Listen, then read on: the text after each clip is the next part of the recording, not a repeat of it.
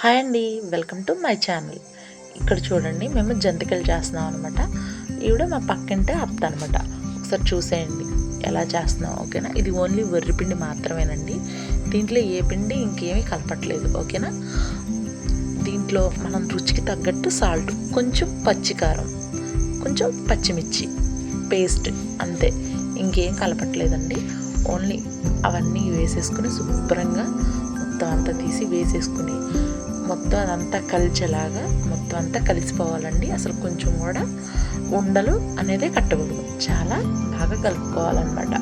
బాగా కలుపుకుంటేనే బాగా వస్తాయండి. లేకపోతే మనకి అక్కడక్కడ తినే దగ్గర ఒక చోట కారంగా, ఒక చోట ఉప్పగా తగిలినట్టుంటాయి. ఎక్కడ ఉండలు అనేది కట్టకూడదు. అంటే ఉడికినట్టు కూడా వస్తాయి అనుకోండి. ఇక్కడ చూడండి, ఉక్కబెట్టుకుంటూ ఉంటాం అనమాట. మేము పిండి ఉక్కబెడతాం, అంటే వేడి నీళ్ళతో అనమాట.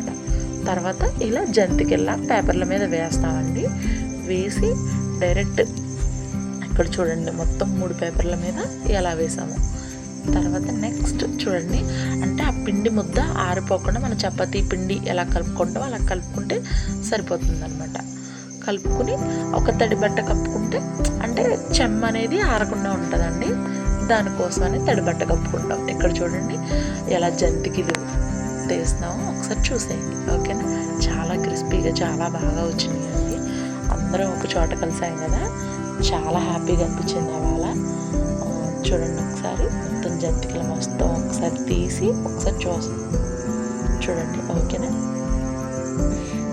ఇక్కడ జంతికలు వేస్తారండి. చూడండి ఒకసారి, మళ్ళీ ఒకసారి చూసేయండి. మన చేతితో తీసుకుంటే ప్రతి ఒక్క జంతిక కూడా మన చేతికి వచ్చేస్తుందండి.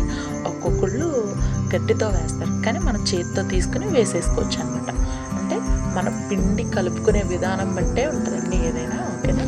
మన పిండి సరిగా కలుపుకోవాలి. మన చపాతీ పిండి ఎలా కలుపుకుంటామో అలా కలుపుకుని అలా చేసుకుంటే బాగా వచ్చేస్తాయి అనమాట.